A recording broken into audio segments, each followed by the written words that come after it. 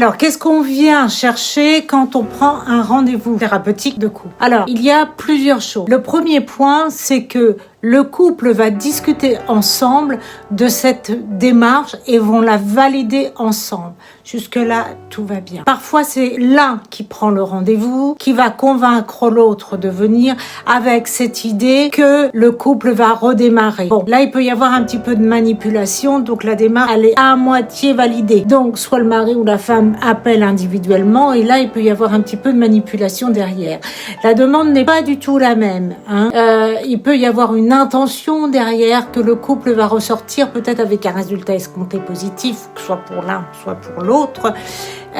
Faut savoir que c'est un rendez-vous où le psy va recueillir les informations, la problématique du couple, et il n'y aura aucun résultat positif, mais une mise en lumière des problèmes.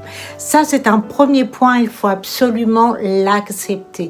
Même si vous dites les problèmes, je les connais déjà, vous ne les visualisez pas de la même façon. Parfois, il y a des années de tension, de jalousie, de manipulation, de micro-blessures. Ce sont des détails qui fragilisent le couple. En thérapie, on ne vient pas pour effacer un problème, mais pour mettre en lumière, comprendre ce qui se joue dans le couple. Alors, la thérapie révèle, et je le précise, qu'une démarche thérapeutique consiste à recevoir le couple en plusieurs rendez-vous, car le travail thérapeutique fait remonter des émotions, de la colère, parfois de la frustration, parfois la peur de l'abandon, même si le couple est en crise. La séparation est quand même difficile, on ne sait pas ce qu'il y aura après, ça c'est normal, car nommer va permettre aussi de pouvoir situer les problèmes et peut-être de les regarder différemment avec une personne qui va percevoir les difficultés que vous avez et vous poser les bonnes questions. Alors, souvent, le couple, assez souvent, viennent en disant « on a un problème de communication ». Mais quand l'un coupe la parole à l'autre, quand l'un ou l'autre ne laisse pas parler l'autre, quand l'un ou l'autre n'accepte pas qu'il y a un temps qui doit être relativement équilibré pour que l'un et l'autre s'expriment. Ça, c'est vraiment important. La parole ne doit pas être confisquée. Il n'y en a pas plus un qui a la parole que l'autre. J'ai besoin d'entendre les deux. On ne vient pas chercher un miracle. On vient entamer un processus, oui, parfois inconfortable, mais qui est nécessaire. Parce que la thérapie peut aussi révéler que le couple n'a peut-être plus les fondations pour continuer. Ça aussi, il faut pouvoir l'anticiper. Il faut aussi se dire, bon, allez, je prends le risque, mais il vaut mieux.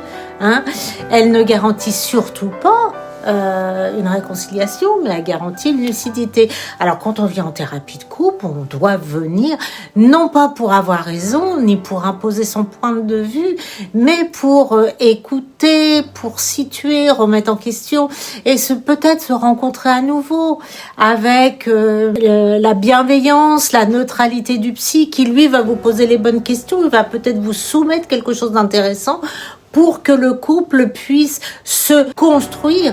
Au début, on s'aime, on est amoureux, c'est du feu, c'est de la flamme, c'est de la fusion, souvent comme certains disent. Maintenant, après, il faut travailler sur la notion d'attachement, parce que la fusion, ça ne dure pas. Mais par contre, l'attachement, c'est quelque chose qui se travaille et c'est du lien. Donc, c'est pas en un seul rendez-vous que tout ça sera travailler. Donc, je ne peux pas vous dire autrement que ce qui se passe réellement sur une démarche thérapeutique, que ce soit en individuel ou en couple, il y a un travail qui nécessite plusieurs rendez-vous. Je terminerai avec plaisir sur ce proverbe de Khalil Gibran que souvent je cite quand je reçois des couples et que je sens que la relation est possible, qui est celui-ci. Dans le couple, soyez comme deux arbres, assez proches pour partager le soleil, mais assez séparés pour que vos branches ne s'étouffent pas.